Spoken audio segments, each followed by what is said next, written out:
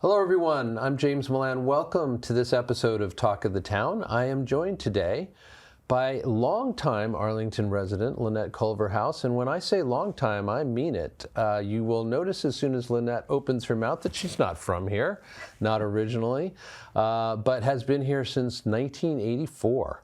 And that is a good long while and a good chance for her to observe our American educational system at work, etc. And that's what we're here to talk about today, because Lynette is in the middle, or hopefully near the end, of writing a book about the state of education and a paradigm shift that she feels is very important to get going. So let us get right into the conversation. Lynette, thanks for being here. Thank you for having me. It's a pleasure to be here. Really appreciate it. And, I'll give you a kind of anticipatory or preliminary congratulations for the fact that I know you aim to finish your book, and writing a book is no little thing. No. But you aim to finish it in this calendar year, and good luck to you with that. Thank you. Thank you. So I mentioned at the outset that what you're interested in is really examining the state of education, probably American and even global, and then again proposing a potential paradigm shift for how it is that we approach these things. So a person might wonder, well, what do you know about this, and how do you know it, etc. So I'd like to start by just saying, I know you were born in England, but that you've been kind of had a life in education for a long time. So just take us back to your youth and to your first experiences in this field. Well, my first teaching experience was actually with high school students as a volunteer in a French-speaking West African country. I spent 2 years teaching English as a foreign language, and following that, I decided that I enjoyed teaching. I enjoyed the process. I enjoyed being around young people, although I was very young at the time myself. I wasn't much older than they were. So I went back to England and became qualified. I did a master's in education as an elementary school teacher. And my first job was in an urban school in London. Mm-hmm. In an elementary school, I assume. In an elementary London. school, Mm-hmm. yes. And I worked there for 4 years, got married to an American, and then moved over here. Okay. So, and as I mentioned at the outset, you have been here for decades and decades, including raising children of your own in the Arlington schools, I assume. Yes. So again, you have a great perspective and lots of years of kind of both observing and pondering what's going on. So in a nutshell, I'd like to, we'll kind of dig deeper as we go into the conversation, but just start off, just let our audience know, like, what is the thesis of your book, and what it is that you most want people to understand about what it is that you're doing. Yes. I just want to add to your last question that since being in this country, I've taught in independent schools, public schools, and charter schools, as well as running a homeschooling learning center. Great, thanks for mentioning all that. I'm perfectly poised to write this book. I know about education. Right. It's my subject. So the thesis of the book is what I'm seeing around us in the adult world, particularly in our government and in our systems, is dysfunction. We're not functioning well right now. There's huge partisanship and division and hatred of the other and divisiveness.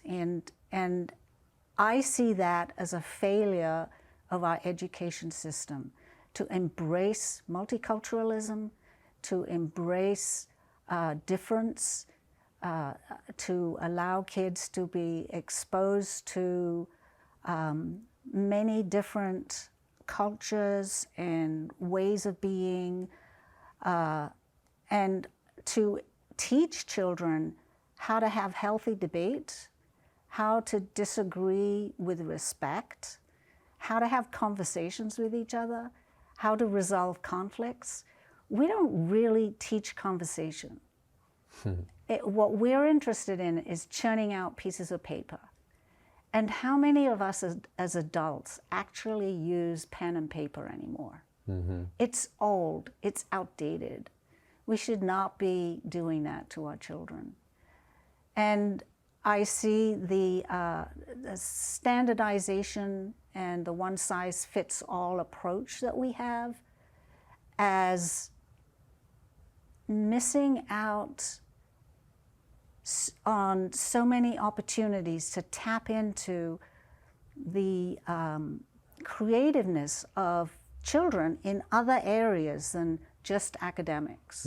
There are so many other areas that children can become passionate about and can pursue, just endless. I've just seen children who become really interested in something and are capable of so much more than we expect of them, because that grabs them. And I know as an adult, when I become really interested in something, I'm pursuing it and I hook onto it. And children can do the same thing, but we're missing out. They're missing out by our insistence on standardizing their education. And then we rank them, and they become data points. And we're feeding them the information we want them to have, we adults want them to have. We're not empowering them to become outspoken advocates for themselves. And children are capable of that. I've seen that within the homeschooling community. I've seen it many times, and in a school situation too, where it's allowed. But there are not opportunities within the system we have. And in Arlington, we're lucky we have a good system. But in much of the country, it's missing. It's very hierarchical, and especially in low-income areas, the ways that children are expected to follow rules, are expected to not have a voice, are expected to do as they're told. It's training. We're training them for filling a slot, a worker slot. Well, I mean, what I hear you critiquing is kind of, to me, all wrapped up in that word that you use, which is we have a system. We have an educational system. And what I'm not sure about, because I think some of the ideas that you've already mentioned, which I happen to 100% agree with as a former teacher myself, but nonetheless, I see those as possible in a lot of kind of alternative forms of education or smaller scale situations. But what can we do about a public school system which has to, again, take everybody who is in that community and educate them in some way? How do you do that and build in the kind of opportunities, like you said, for children to take agency on their own education, around their own education, et cetera? How does that work when we're talking about the kinds of numbers that have to be, again, provided with an education through the public system? The numbers that have to be provided, there we go. Yeah, it's a huge challenge. But I think that until we start the conversation, until we have teachers and parents engaging in conversation with students about what does their ideal learning environment look like, let's have the conversation. Let's not think down the line to the change, because it is huge, it's a challenge. But let's start having the conversation, and let's include our students.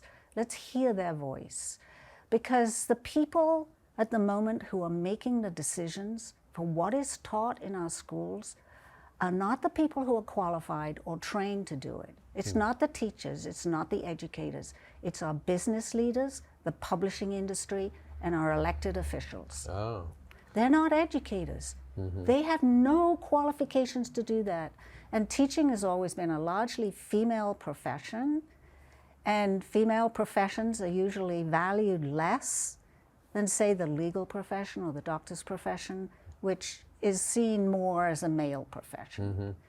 And so it can be pushed around. And so are you, when you say let's involve the children, let's give them that space, are you talking about right from the get-go, 3-year-olds, 5-year-olds, 7-year-olds, etc.? Sure, why not? See what they come up with.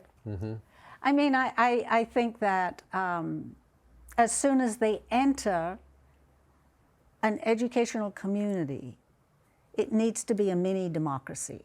And in a good participatory democracy, everyone participates. So let's include the children. And they may choose not to take part, but they know that they are represented. So there may be older children that do the work of communicating what the needs of the whole are. But until we open that door, and we hate to open new doors. We resist change. It was okay for me, so it should be okay for them. But was it okay for us? I know it wasn't okay for me. So, How do you feel like it held you, when you say it wasn't okay for you? Tell me more. I remember as quite a young child, I've struggled all my life with ADHD. So not a diagnosable thing when I was a kid, but I remember being bored out of my mind. And I would do things to distract myself, to entertain myself. And I was constantly in trouble. And I remember being berated by teachers and thinking, why do they think they have a right to talk to me that way? Why are they talking down to me? And it wasn't conscious language going through my mind. It was just a sense of, this is not right. And I think right then and there, I decided, I got to do something about this. But isn't that an area, in fact, that much progress has indeed been made, even within the system, even within the American public school system, around recognition and accommodations for alternative learning styles, for things like ADHD, which can really affect or can present in ways that people were misreading for a long time, but seems to me is less the case now because there is more awareness that that's a possibility?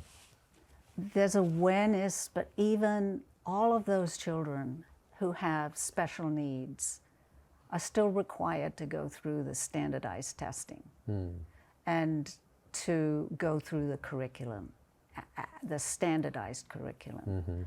And what we have to know is that in wealthier, whiter school districts, it is a lot more compassionate and a lot more accommodating. You go Arlington's might be an example of exactly what you're talking about. Right. But you try teaching in an urban school, and maybe not in Massachusetts, or even in Massachusetts. You see black kids get treated differently. And I've seen black kids in this town get treated differently. Right. Different standards, different kinds of behavioral expectations, things like that. Up against a white student, especially a white student whose parents might be known in town, you can bet that the white student gets away with what the black student does not get away with. I've seen that happen. And, it's built into us. It's in our system. Racism, sexism, all the isms. We all have them. Right, and I guess part of what you're saying is like a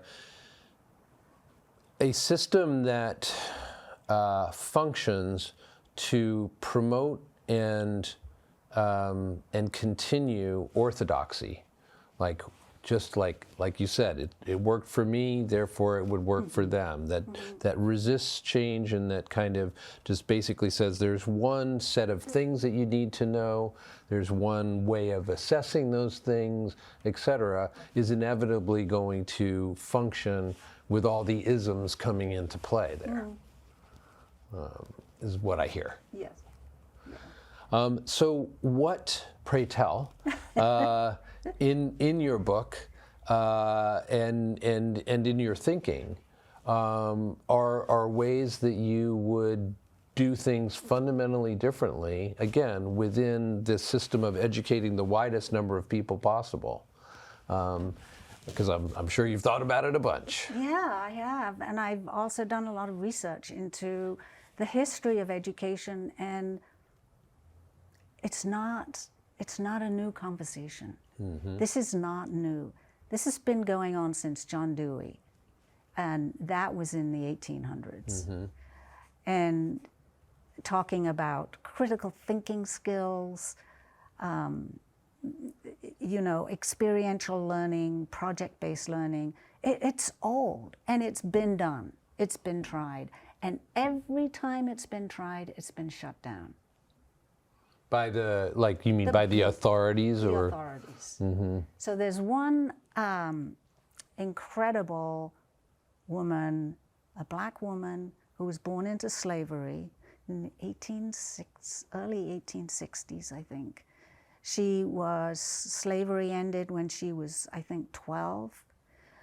And she became an educator in one of the normal schools, which served the black population. And she was a student there, and she was so remarkable that they asked her to teach. So she started teaching. She went through a career that is so incredibly inspiring that I'm surprised it isn't in the history books. But I'm not surprised. But you're not surprised at the same time, No, I'm not at right? all surprised. But she went on to get a degree. She went on to teach. She became the principal of a high school in Washington, D.C. that served black students.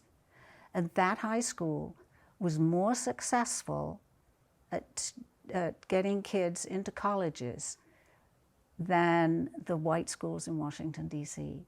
So the leaders in Washington, D.C. fired her. That was the reaction. So this is an example of what you're talking about. Shut it down. Historically, any alternative school that has been successful, I mean, look at the 70s. And 80s, we had alternative schools. We had one in Arlington. And it was very successful. And by successful, what do you mean? Like the kids were happy they came out of their... Okay. They enjoyed their school. They felt a part of something. But the success somehow becomes threatening to people who are going through the traditional, well, I did this, so everyone else should do it. Kind of, you got to do your math, your reading, and your writing, and forget everything else. That's all that matters. But I would challenge that in today's world. You mentioned earlier that you have experience with homeschooling as well, both with your own child or children and with others. I'm wondering, how do you think about homeschooling within this overall context? Is it necessary because of the things that you're talking about, or is it actually just kind of a viable, mode of education that stands on its own and not simply be better than what would happen in a public school? Yeah, I want to be very clear that I'm not advocating that everyone homeschools. That is not the solution. What we need is good community schools with engaged community members, all participating in a little mini democracy. But the thing with homeschooling that I've seen, and I homeschooled for pedagogical reasons, not for religious reasons or any other reasons, just because I felt like the learning experience for my children, and my oldest also had ADHD and was also dyslexic, so he had learning difficulties, but was extremely smart and really interested in learning. And what I noticed within the homeschooling community, so they had friends of all ages. They had friends that were teenagers when they were 6. So they got mentored. And there were also younger children that they got to nurture. And that experience was invaluable.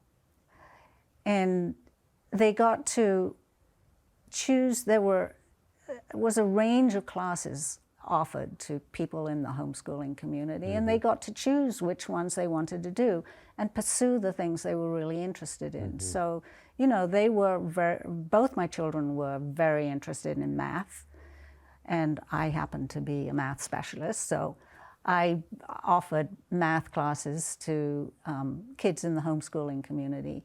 And the kids that signed up wanted to be there. They wanted to do the math, and they did it. Man, they did.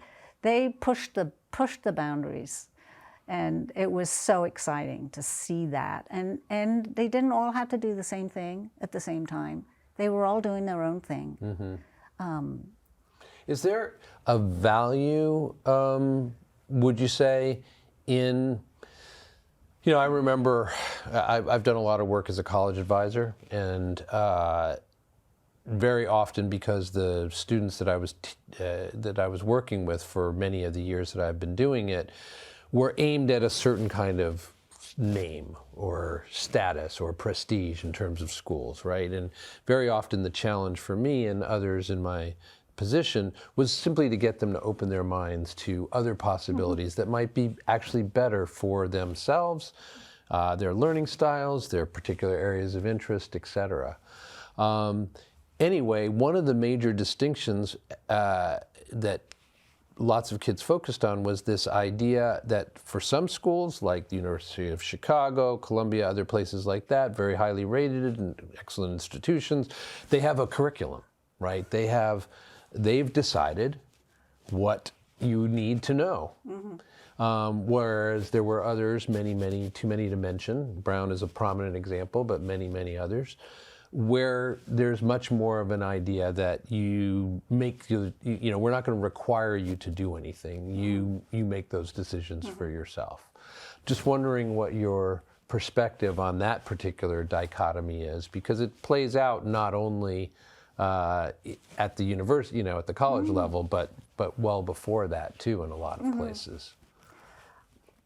Yeah, I do know that a lot of colleges will seek out homeschooling students because they're independent, they know what they want, and they pursue their learning responsibly.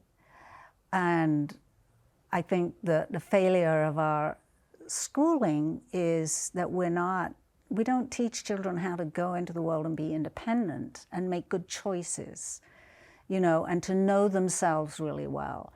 Maybe we do that better in Arlington, but in most places in this country, we're not teaching kids to know yourself, know what your interests are, and then go out into the world and pursue them.